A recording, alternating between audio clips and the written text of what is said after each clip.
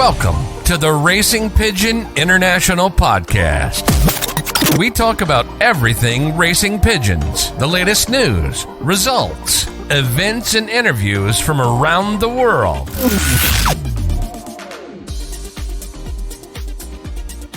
So today on the RPI podcast, we have the former CEO, Ian Evans. Ian was with the RPRA for a number of years, and I'm really pleased that he's agreed to be on this new RPI podcast. Hey, I'm good, thanks, Mark. And yourself?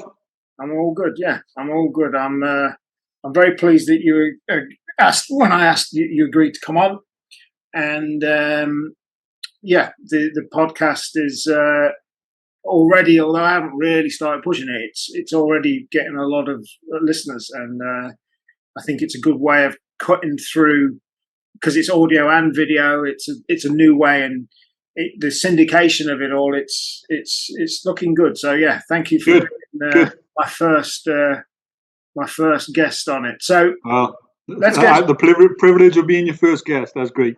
Yeah. Well, and it is for me as well. So let's get into it. So you spent about 5 years as CEO of the RPRA? Yeah, it would have been 6 years in November, so just over 5.5 years before I finished. Yeah.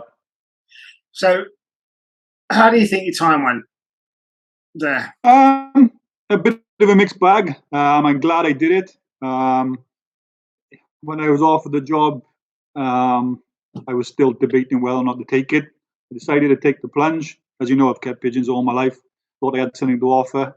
I had something to offer, and still think I've got something to offer the fancy, and I'm still going to support the pigeon racing community down in South Wales as much as I can. And hopefully, by the time this podcast goes out, there, there should be a move towards helping channel racing resurrect itself in South Wales, which I'm involved in.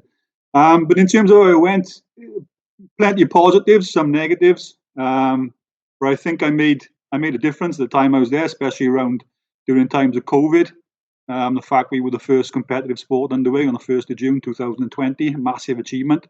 Not achieved by myself. We had a team around us of the president at the time, David Bridges, and the vice presidents, John Waters, Gary Cockshott, and Paul Hammond, all of which put their life and soul into make sure we were getting racing underway for all the membership, not just the RPRA. I mean, everybody benefited from it. And I think sometimes, although that has been recognised by a lot of people, sometimes it's been downplayed by some quarters, shall we say. But I know what effort was put into it and what went through getting pigeon racing up and running. And without that team, it wouldn't have happened.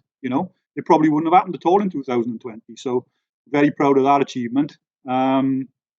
Also, when you look at the bird flu issues, I mean, bird flu this year has been, well, it's unprecedented, really, isn't it? We're still having outbreaks now this time of year. Usually by April, end of April, you don't really hear them again till close in the winter, November time.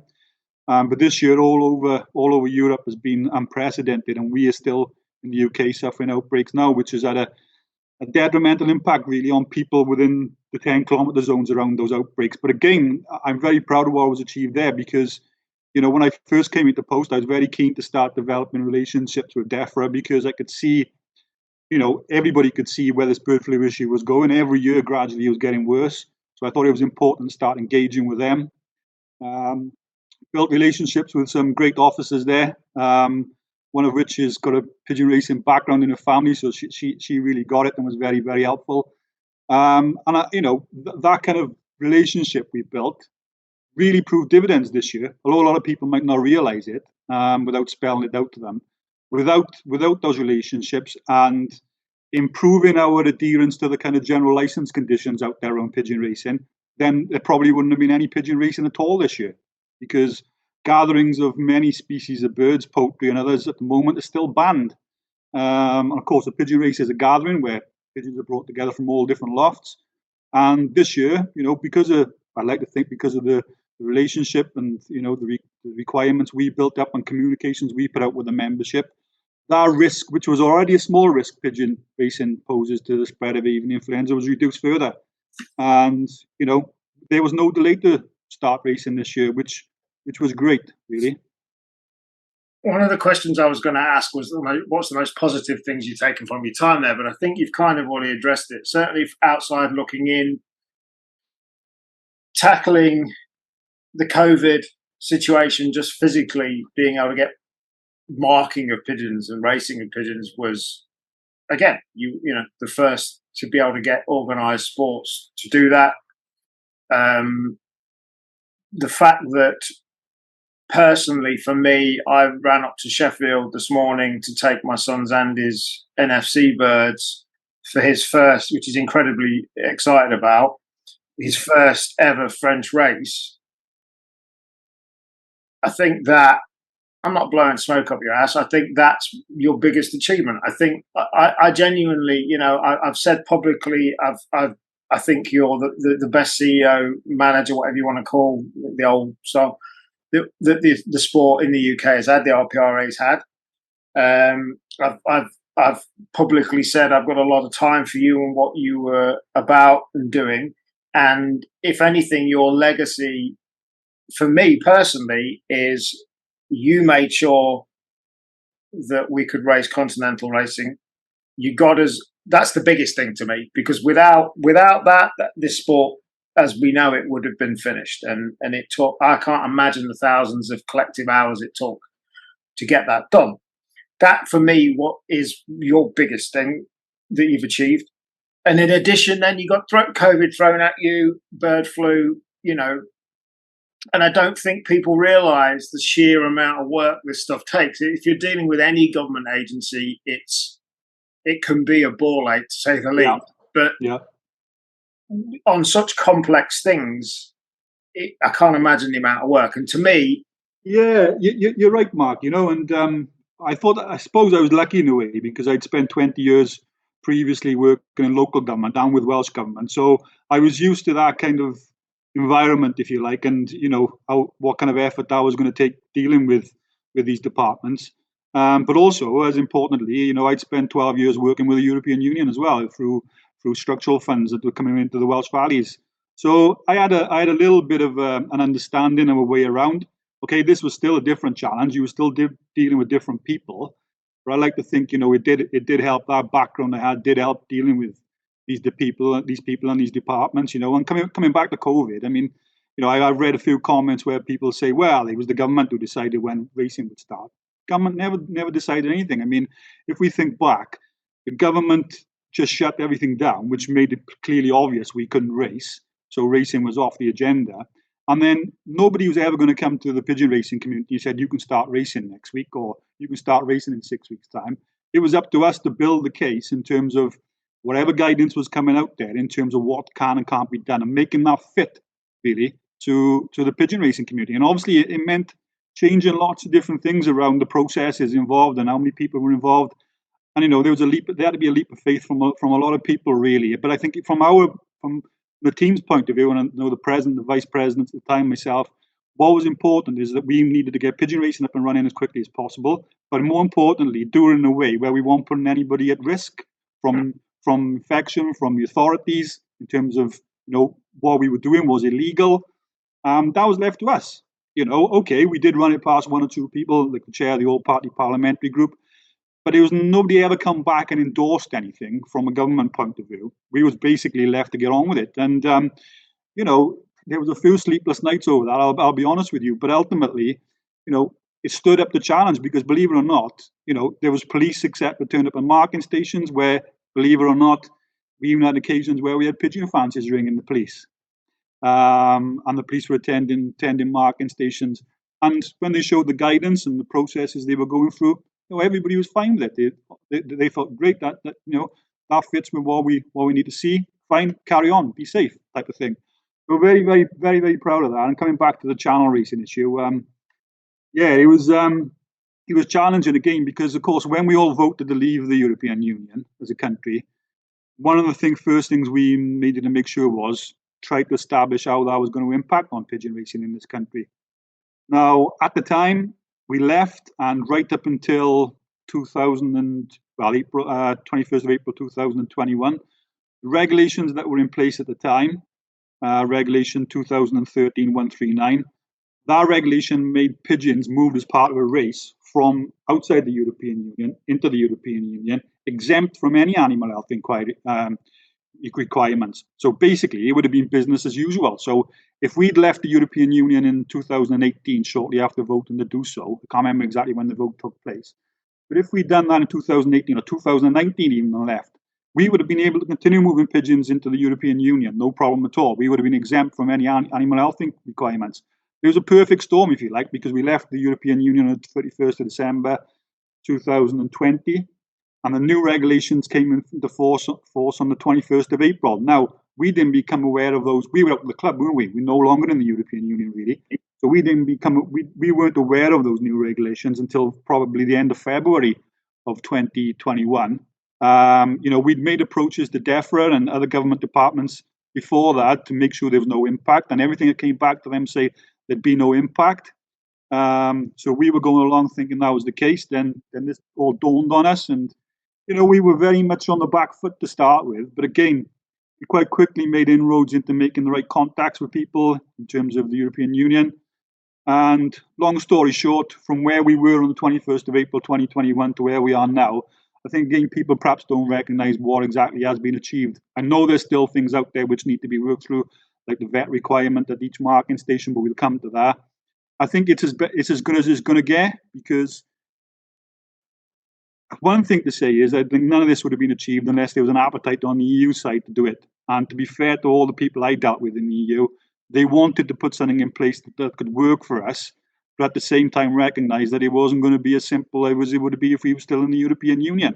I mean, even the Dutch and the Belgians and the French have requirements they have to meet now, which they didn't before.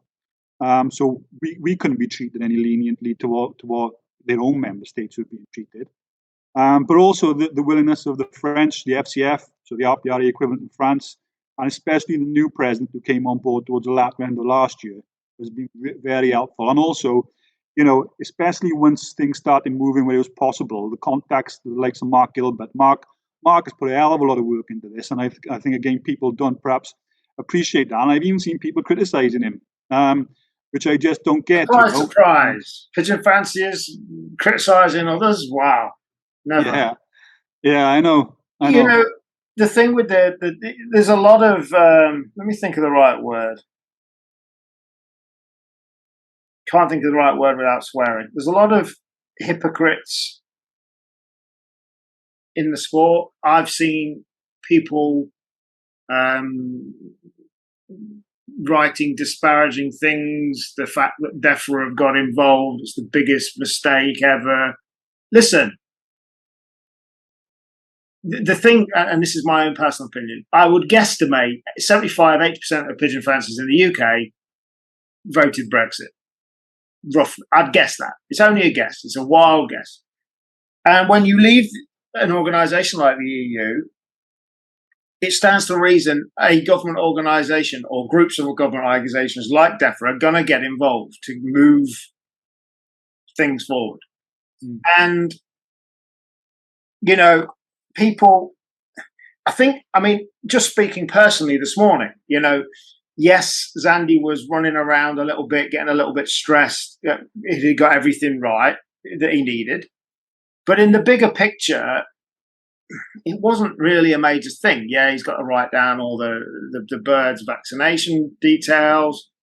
Yes, he had to get it registered with the vets, which the vet was, in this case, really good. Even spoke to him at the weekend so he could do this race today.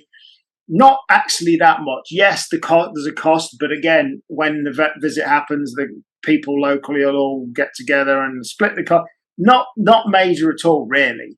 Yeah, that's the way it's got to. I think sometimes people look for problems rather than solutions in the pigeon sport, and perhaps in life generally, but it seems to be more evident in the pigeon sport. I mean, you're right. I mean, the vet bills, there is an additional cost there, but again, there's quotes on the RPRA website which I compiled from a number of vets around the country. You're looking at on average a rate of £500 a day. Now, the vets will tell you they're only get these lofts long. I mean, they're not coming there doing tests, etc. So you can get 10 lofts quite easily done in a facility where there's lofts quite relatively close together. I accept in more rural communities that's going to be probably more difficult. But there are ways and solutions around to reduce that cost, and I'm glad to see Zandy's doing it, and I'm glad to see that all those people who have enjoyed channel racing to date have done so. But coming back to the point you made about DEFRA, I mean, people saying it was a mistake to get DEFRA involved. The other option was not to get DEFRA involved, which wasn't an option, because if you didn't, there'd be no channel racing, because the EU regulations mean that DEFRA had to be involved. Yeah. So you describe it wasn't a choice, really. Yeah, no, you describe it more eloquently than me.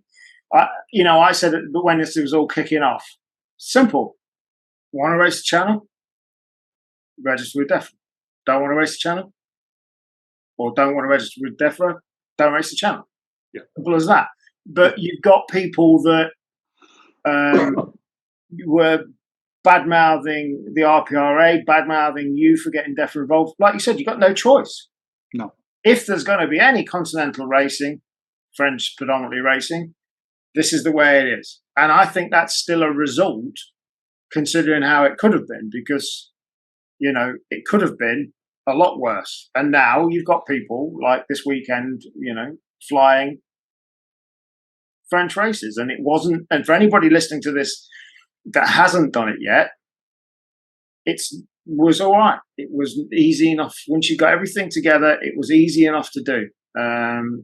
Little bit of paperwork, that's it. And again, these either vet even passed the message on to me, because Zandy was stressing about the inspection when it happens, and it's like the guy's going to come round, he's going to check that everything looks all right, he's going to check your written records, he's going to ask you for what medication you've used. That's it.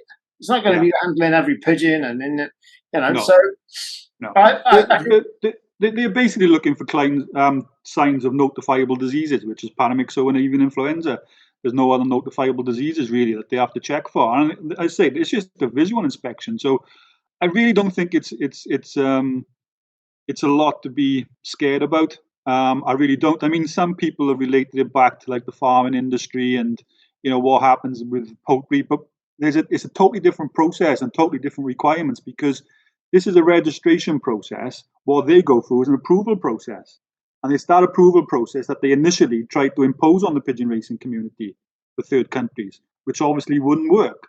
So thankfully, we managed to get that removed. So you're comparing apples and pears. It's something totally different. Yes, there's a vet involved, but they're totally different scenarios. They really are. I just want to make the point about DEFRA. I mean, people say, oh, no DEFRA involved, they want to get involved in inland racing. DEFRA don't want to get involved in pigeon racing to that degree. I mean, they haven't got the resources to be doing it. That's the impression I get. I mean, that hasn't been said to me directly. And I mean, the fact that they had to be involved, and actually, when you think about it, when you look at the communications we were putting out, we had to put pressure on them to actually speed up this process. I mean, if they were doing it from a point of view where they wanted to get their hand in there, they wouldn't have been having to have pressure from us. They just would have did it. They wouldn't need an excuse. They could just do it. I would guess DEFRA don't particularly want to have to be concerned with anything to do with pigeon racing, but we come back to the thing that they have to. It's not, it's not high up on their list of issues and staffing and resourcing, and like you said, so I personally think that's been your greatest achievement along there. I think getting that racing going is what I certainly will remember as one of your most positive things. But let's move on to say, do you have any regrets about your time there? Yeah, I do have regrets. I have regrets in terms of I couldn't move it in the direction I wanted it to move, the sport in general. I think the RPRA is something we should all be proud of, if I'm honest with you. And I think members don't realise exactly what the RPRA delivers. But it depends how we define the RPRA, doesn't it? What we think the RPRA is. I mean, from the point of view of the infrastructure that's put in place at the headquarters and the staff there deliver, I think that's something to be very, very proud of. Now, the RPRA has got great challenges, and those challenges are not new challenges. They've been there way before my time. I like to think in terms of financially, although the RPRA is relatively safe in terms of its level of reserves, it has been making a loss year on year for God knows how long. And that's always been masked, and the risk associated with that has been softened by the fact that the British Open World's always made a very, very healthy profit. But again, the profits of the British Open World over years have been dropping. And, I came in, one of the first things I did was put in a competitive tendering process for the printing contract, which I don't think had been done for probably decades. That saved £40,000 in printing costs straight away, which is an astronomical amount of money when we're talking about this kind of thing. We reduced staffing costs at the British Open World, because if we hadn't done all that, the British Open World would have been making a loss now. It's probably close to making a loss this year, if I'm honest with you. But nevertheless, with the RPRA can no longer rely on the British Open World to kind of prop up the losses the RPRA was making year on, year out. So, over a period of years, I put together a bit of a financial plan, if you like. And again, this was all accelerated during COVID when, a small group of people were given the powers to run the association at that point in time, because it was recognised the council couldn't regularly do it.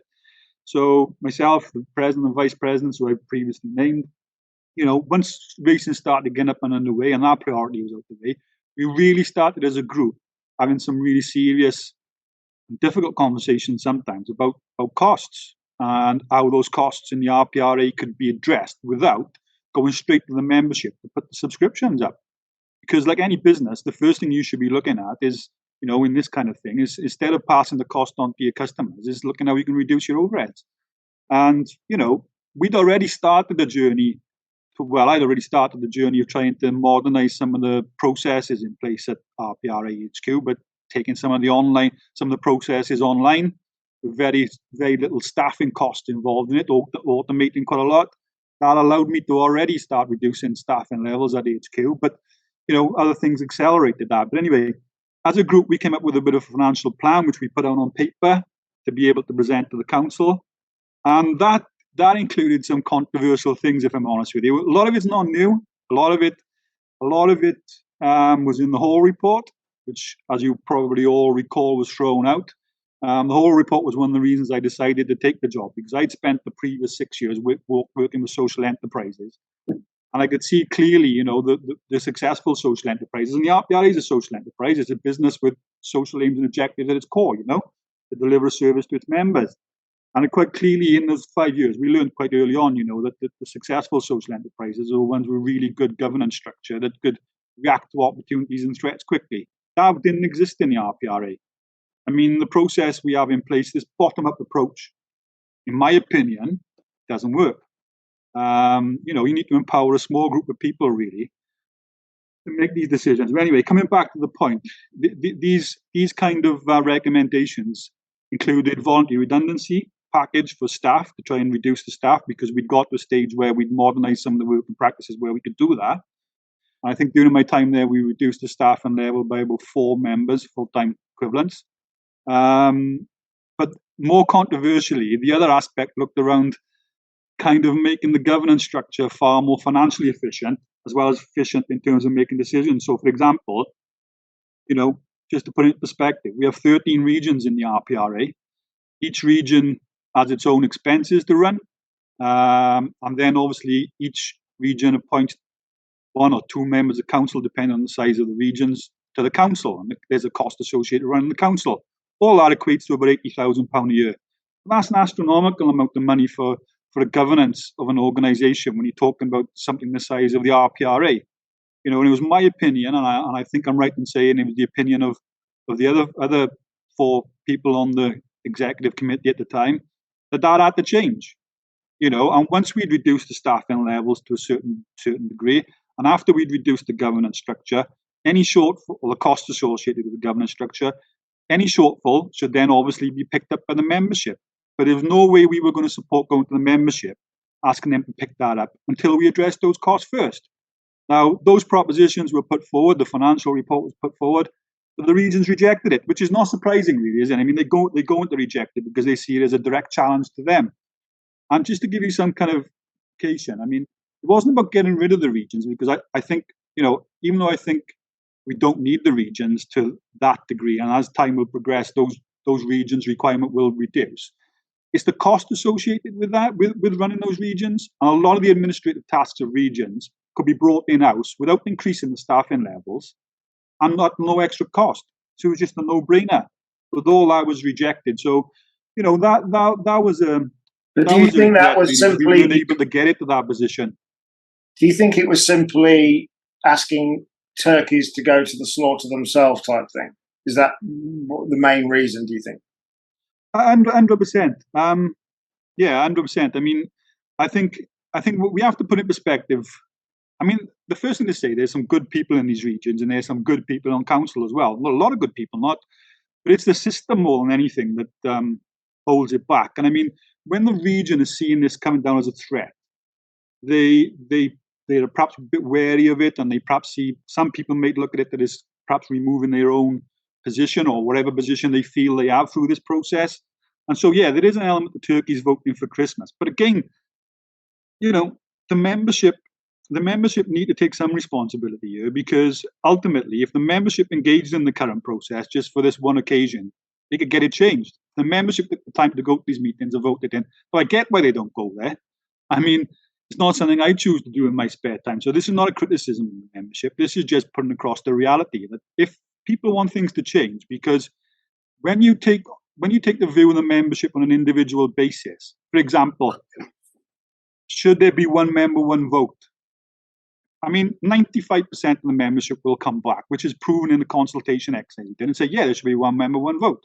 But yet when the regions vote on one member, one vote, it's totally flip of that. So the regions and the kind of direction of the RPRA doesn't, and that's got a small example, but the easiest example to explain, it doesn't reflect what the majority of the membership want. And so you end up with an association that doesn't reflect its membership. I think that's the biggest problem. Do you think that's the single biggest challenge the RPRA has got going forward? The RPRA has many challenges going forward. The pigeon racing has many challenges going forward. We've touched on some of them in terms of bird flu. We all know the raptor issue, and that's something else I perhaps regret I couldn't make more inroads into, really, if I'm honest with you, because it's something that's plagued me here where I have pigeons in South Wales since I've had pigeons. But I think we need to get our governance structure right first and foremost before we can start making inroads into anything. Now, I put the bird of prey issue to one side. I think that's a far more difficult task.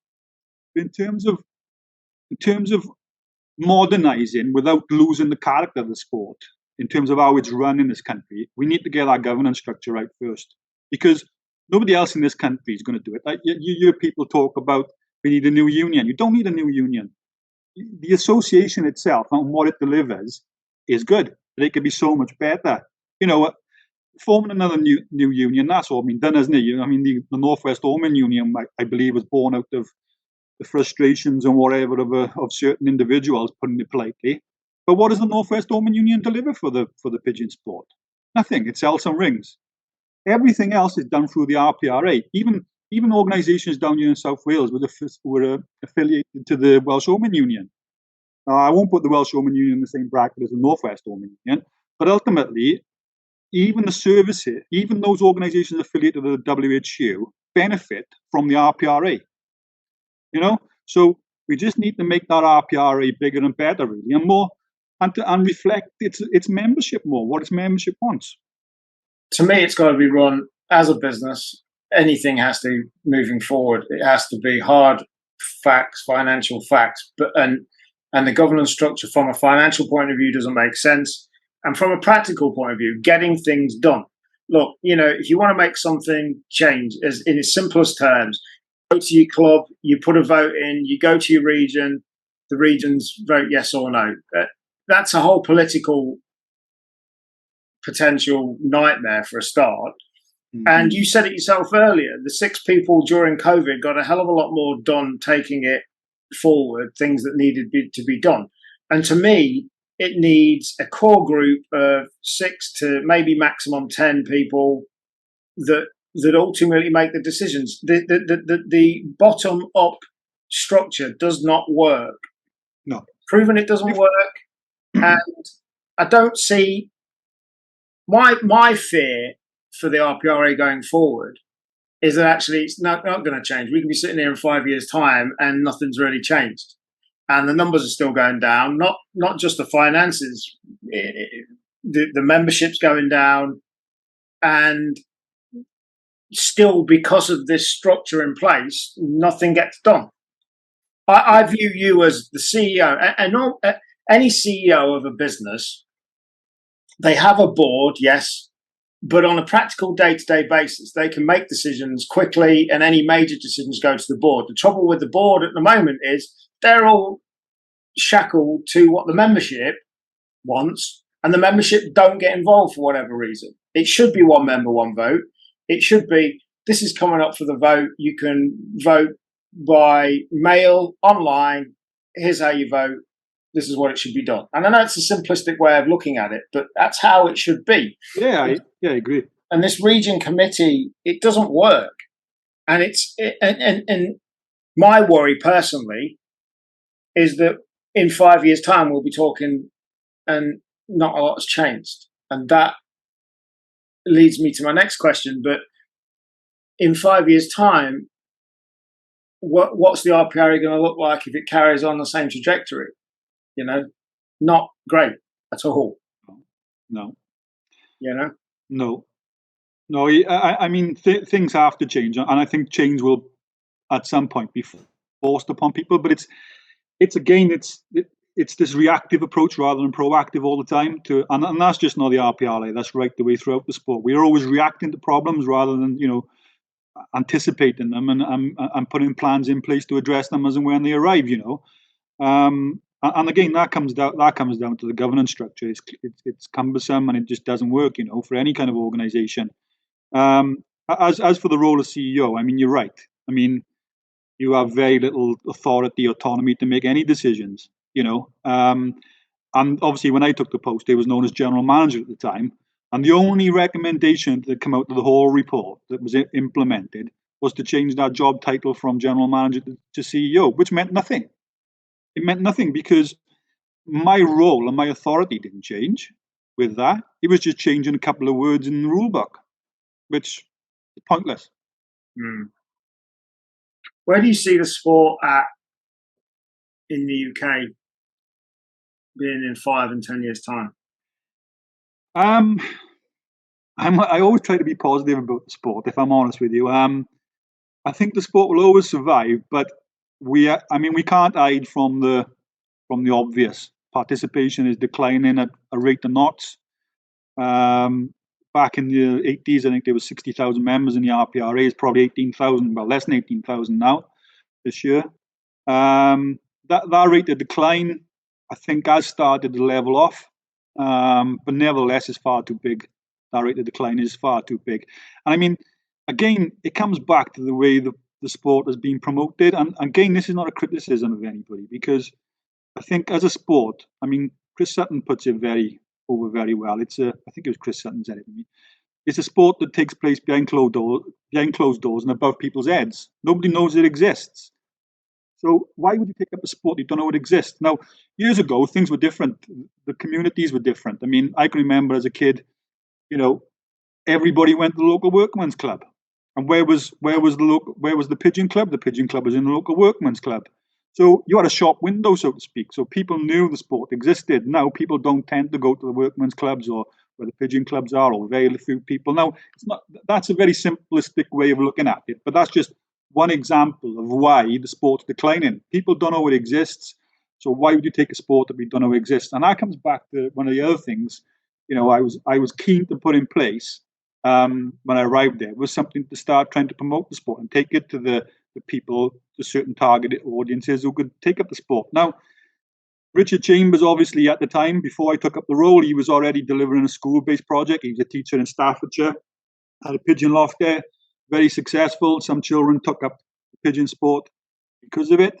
We're not talking thousands or hundreds of people, but nevertheless, people took up the sport who nevertheless wouldn't have through that project. So the challenge was, from my point of view, to kind of replicate that. And we had a fund set aside, which is Generate the Future of the Sport Fund, which is generated from the profit set up at the One Laugh race. And that was just basically, again, going into one big pot, masking the losses of the RPRA every year. Well, why have a Future of the Sport Fund if you're just going to keep adding to it every year or do nothing from a strategic point of view? Try and change it. So wrote the project idea, basically building on the success of Richard's project. Richard, we were lucky enough to get Richard to come on board with us. I mean, Richard's a fantastic guy in terms of, being able to deliver this project. The passion and enthusiasm he has is, well, there's no boundaries, really. And I mean, quite quickly, he was able to kind of spread that around the country. But again, I must mention, up in Oswald Twistle, Peter Hargreaves, who, the job he's done up there, he proves what can be done in the pigeon sport. I think, and Peter was one of the first people I met when I was in the job. I drove up there to meet him. And I mean, what he's done in a local area is unbelievable. I mean, that club was something like, don't quote me on these figures, but just in this example, was something like 6 members. It's now 50 members. A lot of those people who joined the club never raced pigeons before. So it proves it can be done. This thing that the sport is dying. The sport's not dying. The sport's committing suicide. That's what the sport's doing. It's not dying. So coming back to Richard's project, obviously we invested a bit of money. I wrote a project idea and convinced the Future Sport Committee and the council to back it. We set a budget of £60,000 a year.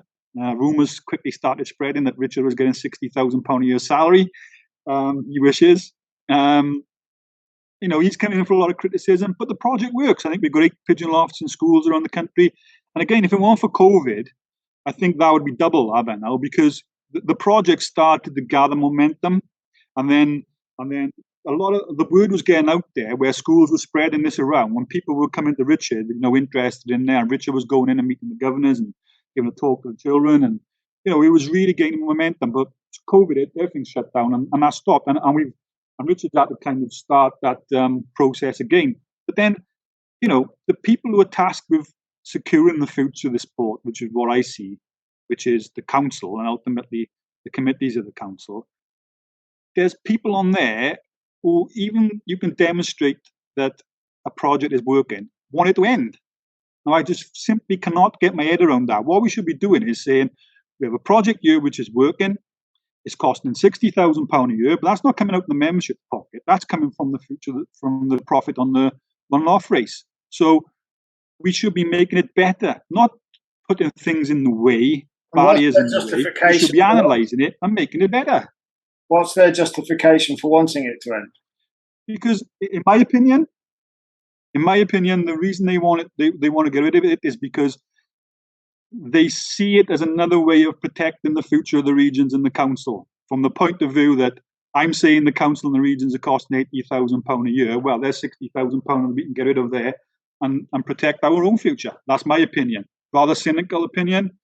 But nevertheless, and that's not an opinion of, again, I must stress this, that's not the opinion of everybody on the council or every region. There's some very forward-thinking and very supportive people on some of the regions and on council. But as a group, and some regions want to see nothing, in my opinion, they want to see nothing progressive. They want to maintain the status quo.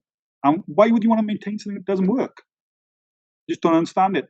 I think there's an issue with certain areas of the membership of harking back to the old days and how things used to be done, how things have always been done. And that's a major issue, because in every single way, shape or form, there's no resemblance of what life was back in 30 years ago when the membership was 60,000 plus people. And I would hope, and again, I'm speaking personally, I would hope that over a period of time, just naturally, this resistance to be progressive will go, because people will fall off. Anybody that is regressive in thinking will, over a period of time, be out of that structure. But my worry is that going to be happening quick enough? In that, I think the answer to that is no, because if it happened quick enough, it would have already happened. But it's never too late, is it?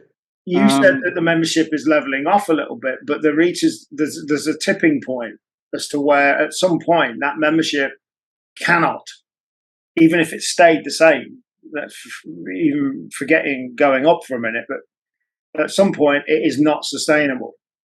Yeah, the membership is not levelling off, but the rate of decline is slowly decreasing. But you're right. I mean, you see around the country, there's some clubs which have existed for 50, 60 years, sometimes longer than that.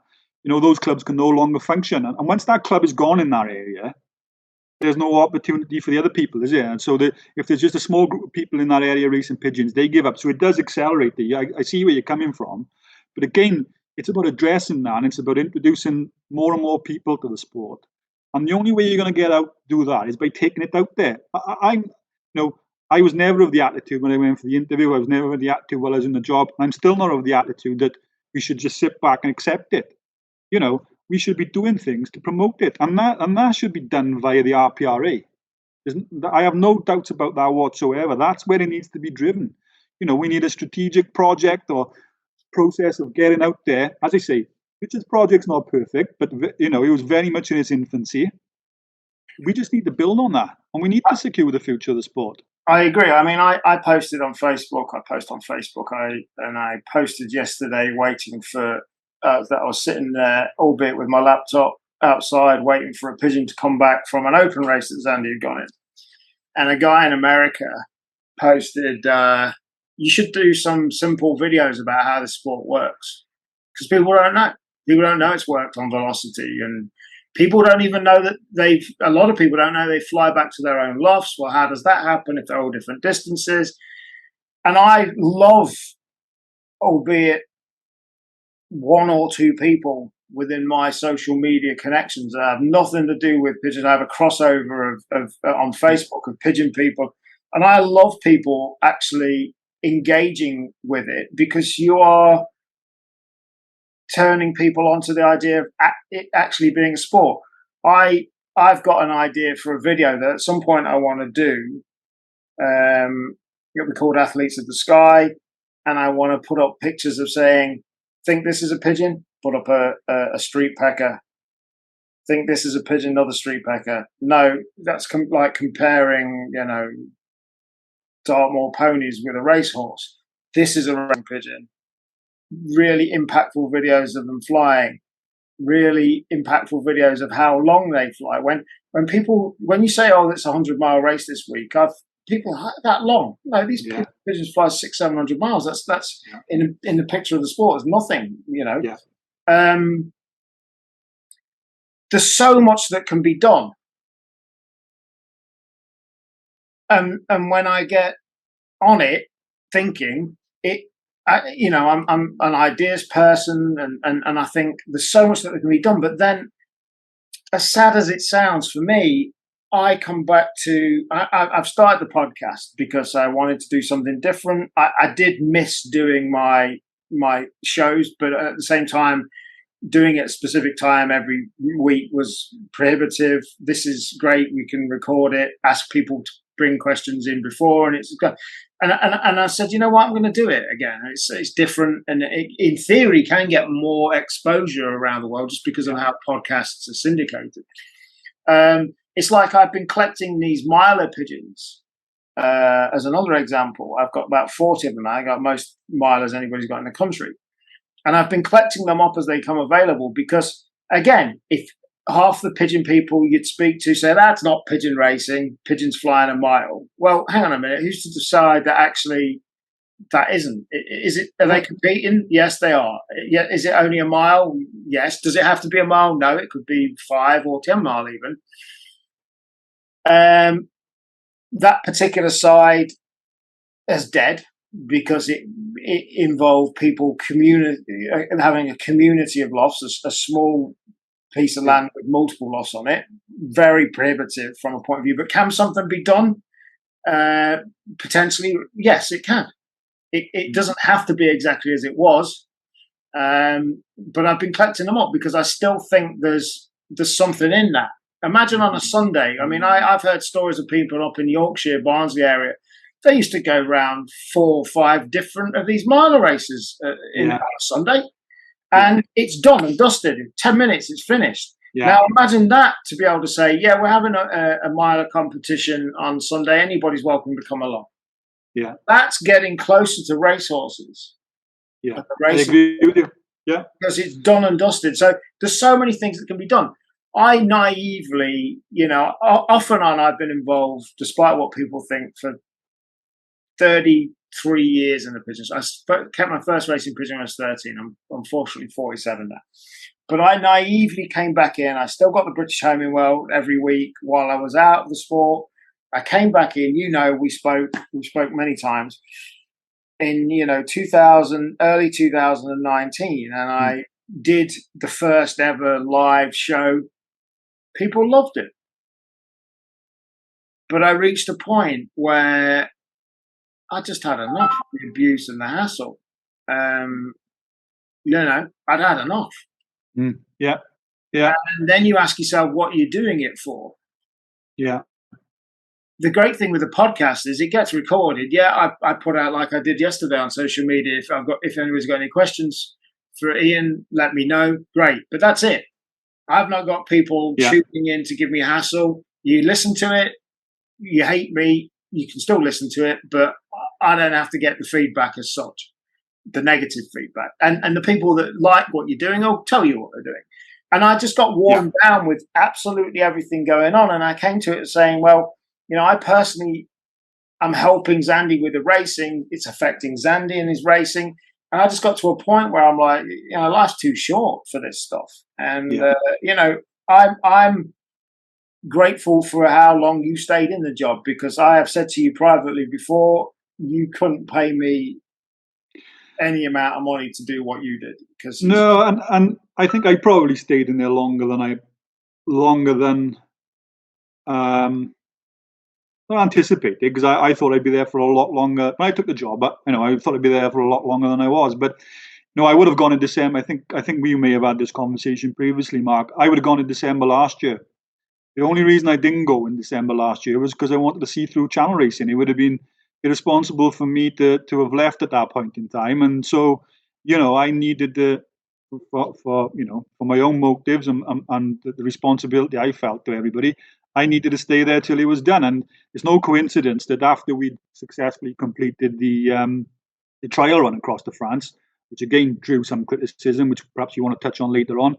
As soon as we did that on the Friday, I put my resignation on the Monday. I thought, right, that's it now. I'm out. I've done what I wanted to do and what I needed to do, and I need to go. So. Well, you touch on the trial thing. My limited understanding of it is you organised the trial between a few group of flyers. The trial happened, and you told them what the results of the trial was, the membership. That's it. But that again, any excuse to moan, this is not right, it's supposed to be open and honest, public, all of this transparency, what happened to... I saw all the comments. Listen, we did a trial, and by nature of it being a trial, we only needed a certain amount of people. We got those people that agreed to do it at their own time, expense, whatever. Yeah. And that's the important thing. It was at their own time and expense. Okay, I supported it from as much as I can, so I suppose there was a cost there. But really speaking, my involvement was very, very limited. I mean, I think it's common knowledge now. It was Mark really okay, I might have put the idea across, but Mark was the guy who went out there and delivered it, along with David Parsons, the vet, who has also been great the last few months leading up to getting channel racing going ahead. It was very much at their own cost. I mean, it wasn't something we could open up to the membership generally, because it would have been irresponsible to have done that trial run with a couple of hundred or a couple of thousand pigeons. It would have been irresponsible to have done that. Again, it was all new to the French border control staff. It was new to us. It was new to the FCF, who had to be involved. So it had to be limited, And I got to be honest with you, I'm not naive, especially after 6 years of working with the RPRA. But I was naive, and I was a bit taken aback by the negativity that it got. And I thought to myself, yeah, it's time. I am making the right decision here, because if somebody can see the negative in that, what do you need to do? I don't get people's mentality. I don't get it. It was a trial. It was a limited trial. These are the results. That's what happened. You would have said the result. I had people, they wouldn't have said if it went wrong. Yes, you would. You would have said, you would have had to. Yeah, exactly. You would have wanted to let people know. It's this mentality. I've said before, I think I'm in the wrong country for my ideas for the sport. Because you look at other areas of the world, like where Gabby's Romanian, so I've got a connection with Romania. It's growing at a massive rate. Poland, forget China. China is a whole different ballgame. Countries like that, it's growing. Before we get going away a little bit from the RPRA to more other stuff, but no, a couple of more questions if that's all right. I know we're yeah, it's fine. All right for time. Here's one that I'm going to smile while I ask you the question. If you were to give one piece of advice to whoever becomes the new CEO, what would it be? Oh wow. Take your medication, or that's a really difficult one. That's a really difficult one.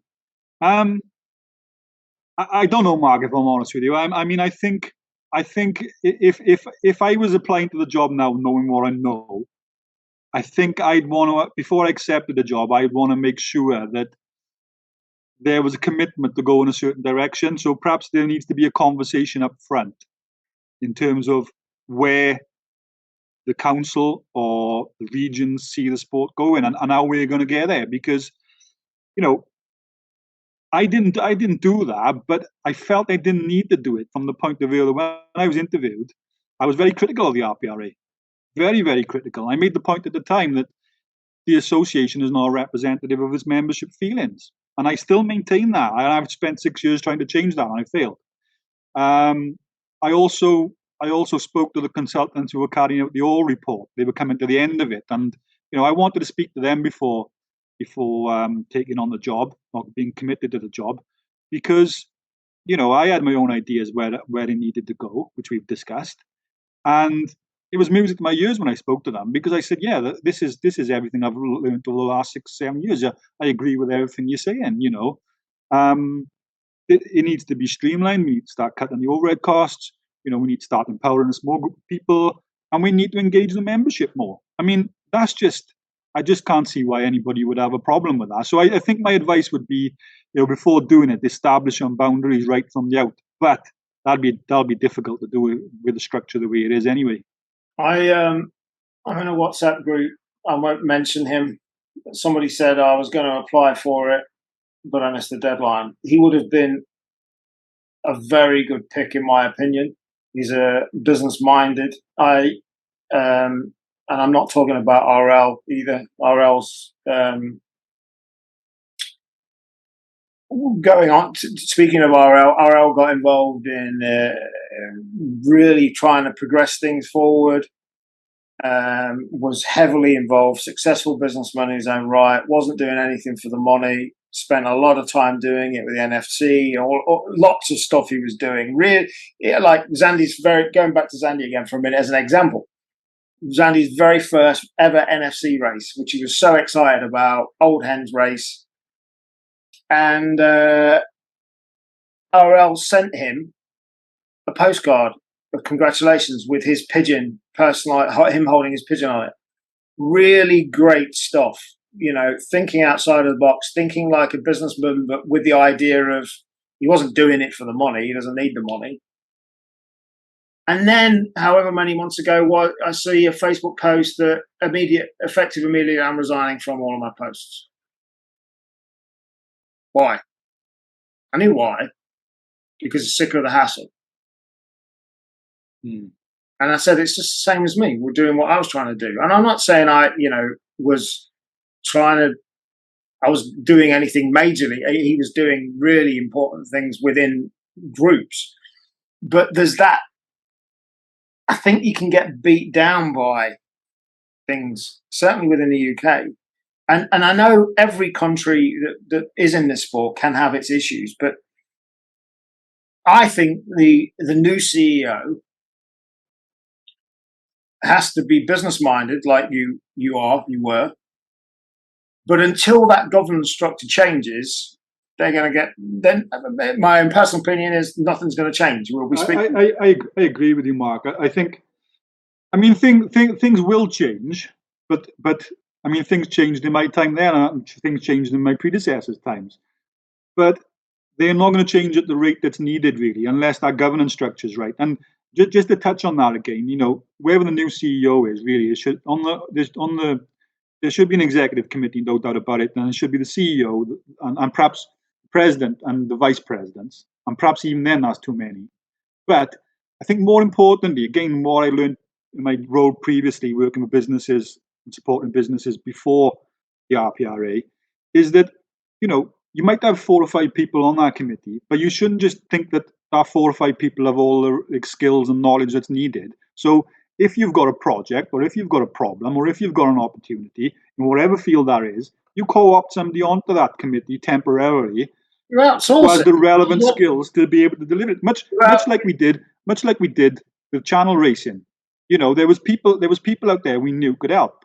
As things progressed, we knew Mark Gilbert with his contacts with export and imports and whatever, and his contacts with the pigeon world.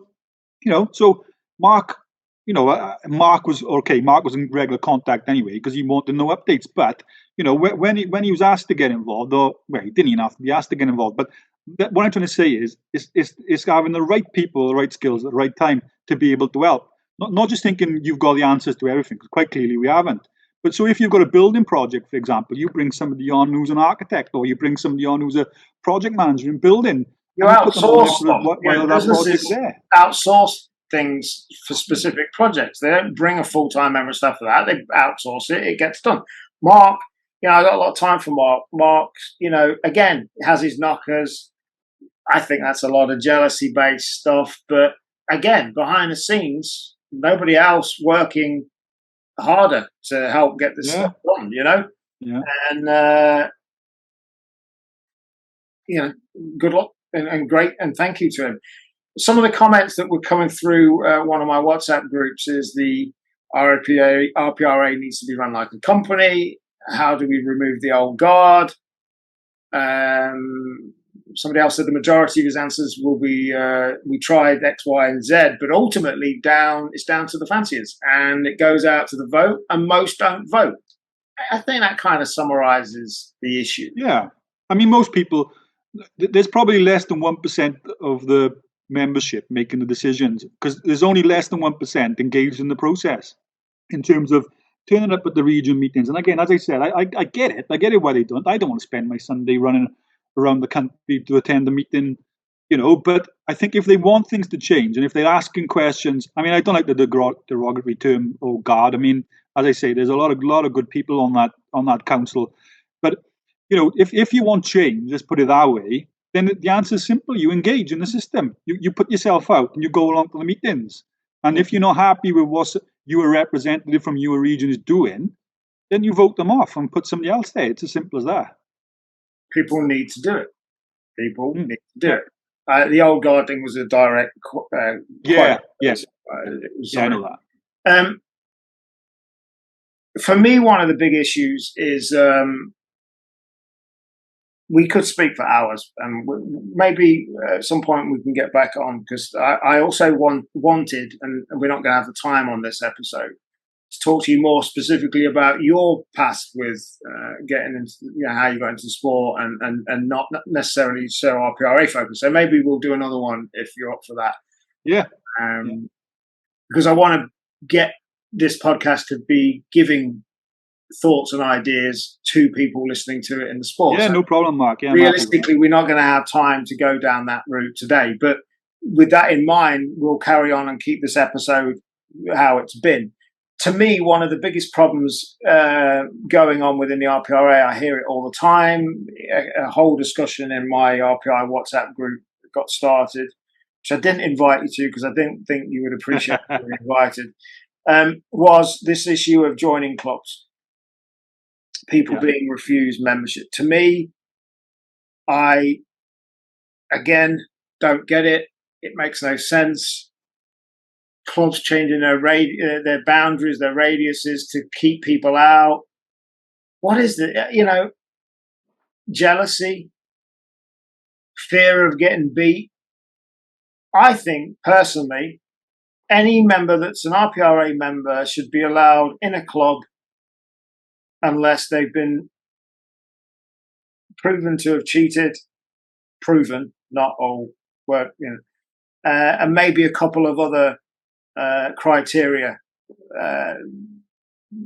But apart from that, people should be allowed in and radiuses should be opened up more. I mean, I've heard people travelling miles and miles just to race their pigeons on a Friday night when they've got a club 4 miles from them. And I don't I don't get it, but how do you see that being able to change? Because there was a whole debate going on this group yesterday about one person was saying, I've got a lot of time for, was saying, so one person was saying, if you are an RPRA member in good standing, you should be allowed to join any club you want. Somebody else said that would make even more clubs fall down, because then you'd have clubs breaking up and you'd have people leaving because a member had to come in and they didn't like them. I don't get that personally myself. I think if you're a member of the RPRA in good standing, you should be allowed to join any club within a radius. And that radius, not like that, a set radius. I mean, I don't even really get the points made. I mean, I know practically from a racing point of view, there's the need for radius, but the radius should be a set square around the club. That's it. What's your thoughts on how that can change? Because to me, it's just we're just tying the noose around our own necks with this stuff. Well, again, this is something I did manage to change, albeit for a very short period of time. I mean, I'd get people find it hard to believe when I say this. Well, when I say people who are against it, I suppose. I'd get probably at least one call every week throughout the winter from people who couldn't get into a club. Now, from what I know, these people have never been in any trouble or caused any trouble within the pigeon sport. Sometimes it was down to the fact they were very good pigeon fancier, maybe. And sometimes it was down to the fact that they perhaps were very outspoken why they couldn't get into clubs. Both of which, in my opinion, are no reasons to refuse anybody membership. Now, I thought I need to try and do something about this, because it was raised. I raised it at council level, and there was a discussion around it. And John Waters, who was vice president through the COVID issue, and a bloody good vice president, he pushed the discussion around coming up with a solution via council. You know, we needed to address it, and he was keen to do that. He put forward a proposal, and council decided not to support it. Now, I went away and gave it some thought, and building on John's idea, I tried to improve it. I don't know if I did improve it or what, I don't know, but I basically wrote the new rule. I went to the trouble of putting that through my club, and from my club to the region supported it, and from there forwarded to the RPRA AGM. The rule was passed. Now, you'll recall, Mark, Rule 159B basically said that you could no longer refuse membership without giving a reason. You had to give a reason why you were refusing that person membership. And then that person had the right to appeal that decision to his local region. And the region would have the final decision on whether or not that person should be a member of the club. Now, accompanying the rule, I put a bit of an appendix together, which in an attempt to provide consistency, but also to give clubs and individuals some kind of guidance on where this rule was going, I listed some justifiable reasons, was I think the way it was called, that you could refuse membership, which were basically the person had been a defaulter, the person had been suspended, you know, those kind of things. But other reasons which weren't, was obviously their ability to fly pigeons and that kind of simplistic things. Now, it wasn't a way of trying to tell certain people how to do their job. It was there as guidance and to ensure there was consistency applied across the 13 regions. Now, the proposition was passed at the AGM, probably was that, not the last AGM, the AGM before COVID. And that rule was in place for a 12-month, and well, more than 12 months because we had COVID in between. But for the time it was in place, it did help genuine pigeon fanciers, and I'll stress genuine pigeon fanciers, to get into clubs. So pigeon fanciers who were unable to race their pigeons at club level for a period of time were now in clubs. So from my point of view, I thought that was a positive move. Now, again, the rule probably wasn't perfect, but again, let's build on the rule and make it perfect to protect clubs and individuals. But what happened, going back to the AGM when it was passed, council then made the decision under their powers to get rid of the appendix. And at the time, I really couldn't understand why that was happening. I couldn't understand why you'd want to get rid of that appendix to the rule, which basically gives some guidance. Now, I might be being a bit cynical, but knowing what I know now and what was used to get rid of the rule, because the rule was voted out at the last AGM, people were pointing to the fact that what was applying in some regions to grant membership wasn't applying in other regions where people were becoming, one of the reasons you could refuse membership was the person was already a member of another club or had resigned in another club within the last 12 months. So to stop people jumping out of one club into another club, to stop that kind of thing. So they used that inconsistency, lo and behold, really, as a justification in some quarters to get rid of the rule.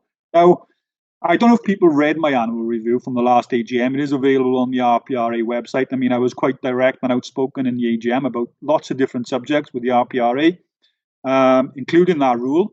And I pointed out, we cannot, as an association, stand by and allow genuine pigeon fanciers who have done nothing wrong not be able to race their pigeons. We as an association and them as a council in the 13 regions and the membership generally have to come up with a solution. So the argument one of you guys in the WhatsApp group made about it being detrimental to the club, the evidence doesn't suggest that, because these clubs that people went in, the clubs are still functioning. I mean, and people accept it and get on with it and raise their pigeons finally. All right, not everybody, but something needs to happen. Whether that rule needs to come back in, I think it does. Perhaps it needs to be improved.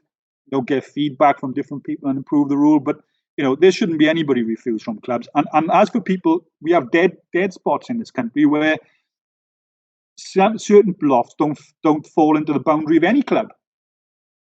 Now, that's a little bit more difficult. But again, I put a proposition forward through my club, went through the rigmarole, that in that instance, the person should be allowed to basket his pigeons at the nearest club and compete for federation honours. I think that happens in the Up North Combine and the NEHU. I mean, again, that's a no-brainer, isn't it?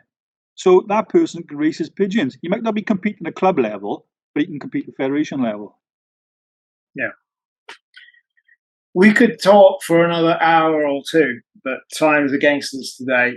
And what I would like to do is, as I say, definitely you come back on at some point to talk about your own life with pigeons and also more ideas. You're one of the people that I like speaking to because you've got the ideas. Now you're out of the RPRA. It's I'd like to share ideas with people on the podcast, and you've got other ideas about things. So I'd like to talk about moving the sport forward more, and also explore more about you as a pigeon flyer and your family and stuff. So maybe we can do that another time. Yeah, that'd be good. We've run out of time, but in the meantime, thank you for taking the time to come up and be on this. It's I've got a feeling it's going to be listened to or watched a lot, this particular episode. And thank you, Ian. Thank you for coming on. Thank you, Mark, and all the best. Thanks very much. You've been listening to the RPI podcast. Check out more episodes at podcast.racingpigeoninternational.com.